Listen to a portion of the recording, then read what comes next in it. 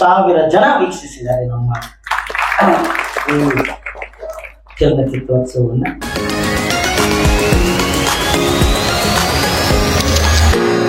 ವೇದಿಕೆ ಮೇಲಿರುವ ಎಲ್ಲ ಗಣ್ಯರನ್ನ ಸ್ವಾಗತಿಸ್ತೀವಿ. 14ನೇ ಬೆಂಗಳೂರು ಅಂತಾರಾಷ್ಟ್ರೀಯ ಚಲನಚಿತ್ರೋತ್ಸವ ಅಭೂತಪೂರ್ವ ಯಶಸ್ಸನ್ನ ಕಂಡಿದೆ. ಹಿಂದಿನ ವರ್ಷಕ್ಕೆ ಕಂಪೇರ್ ಮಾಡಿ ನೋಡಿದ್ರೆ 30 to 40% ಪ್ರೇಕ್ಷಕರು ಈ ವರ್ಷ ಜಾಸ್ತಿ ಆಗಿದೆ. 30 to 40%. ಈವರೆಗೂ ವೀಕ್ಷಿಸಿರುವ ಪ್ರೇಕ್ಷಕರು, ಟೆಕ್ನಿಷಿಯನ್ಸ್, ಸಿನಿಮಾದ ಎಲ್ಲರೂ ಅಂತ ಒಟ್ಟಿಗೆ ಹೇಳಿದ್ದೀನಿ. ಇಲ್ಲಿವರೆಗೂ ಇನ್ನೂ 2-3 ಶೋ ಇದೆ. 52,000 ಜನ ವೀಕ್ಷಿಸಿದ್ದಾರೆ ನಮ್ಮ ಈ ಚಲನಚಿತ್ರೋತ್ಸವವನ್ನು. ಕಳೆದ ವರ್ಷಕ್ಕೆ ಕಂಪೇರ್ ಮಾಡಿದ್ರೆ ಕಳೆದ ವರ್ಷ 2,000 ರಿಜಿಸ್ಟ್ರೇಷನ್ ಇತ್ತು. ಈ ವರ್ಷ 4,317 ರಿಜಿಸ್ಟ್ರೇಷನ್ ಆಗಿದೆ, ಡಬಲ್ ಆಗಿದೆ. ಅದರಿಂದ ತುಂಬಾ ಸಂತೋಷದ ವಿಷಯ.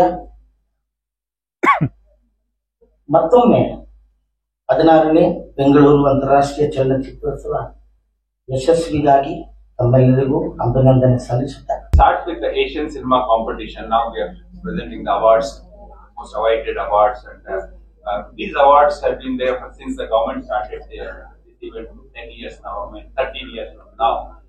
But we have increased the number of awards and also we have increased the prize money as well.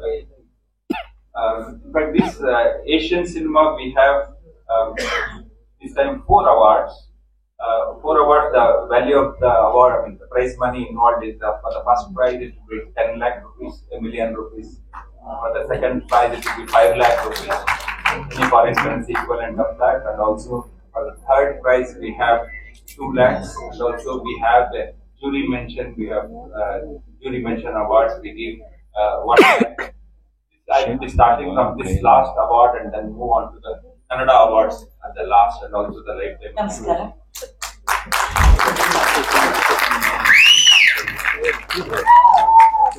Very good evening to all. I would like to thank the film festival jury and everybody on behalf of Shabana. Great actress and has brought great pride to the country on many fronts, not just cinema, as we just heard, in the field of equality. She has fought for the downtrodden. She has always spoken the truth to power.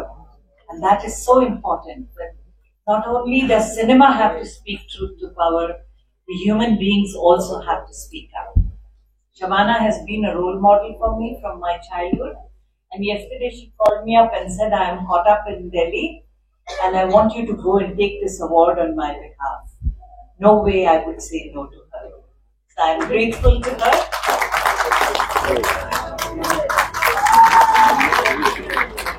ಸರ್ವ ಜನಾಂಗದ ಶಾಂತಿ ತೋಟಕ್ಕೆ ಎಲ್ರಿಗೂ ಸ್ವಾಗತ. Welcome you all. I welcome you all the garden of piece.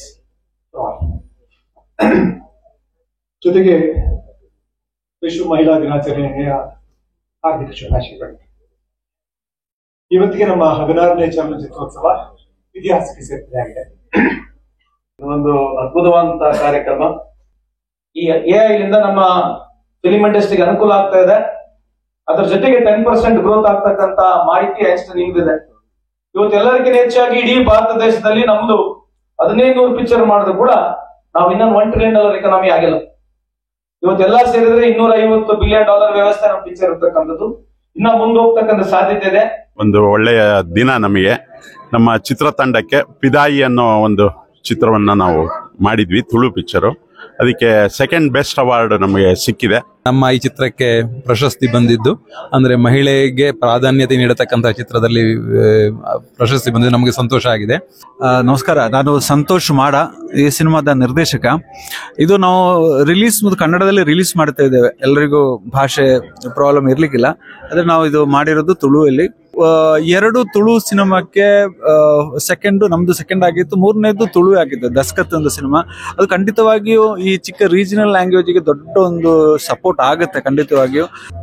Thank you. Hi, ನಮಸ್ತೆ. ನನ್ನ ಹೆಸರು ಮನೋಹರ ಅಂತ.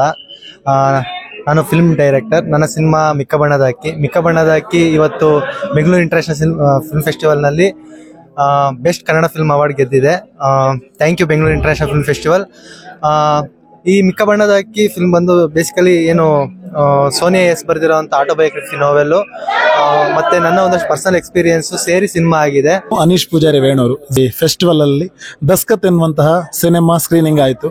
So ಎಲ್ಲರ ಪ್ರಶಂಸೆಗೂ ಕೂಡ ಒಳಪಟ್ಟಿತ್ತು, ವಿಮರ್ಶೆಗೂ ಒಳಪಟ್ಟಿತ್ತು, ತುಂಬಾ ಒಳ್ಳೆಯ ರಿವ್ಯೂ ಕೂಡ ಬಂದಿತ್ತು. ಸಿನಿಮಾವು ಕೂಡ ಒಂದು ಅತ್ಯುತ್ತಮ ಸಿನಿಮಾವಾಗಿ ಹೊರ ಬಂದಿದೆ. ಸೊ ನಮಗೂ ಕೂಡ ಇವತ್ತು 3ನೇ ಪ್ರಶಸ್ತಿ ನಮಗೆ ಲಭಿಸಿದೆ. ತುಂಬಾ ಖುಷಿಯಾಗಿದೆ. Thank you so much.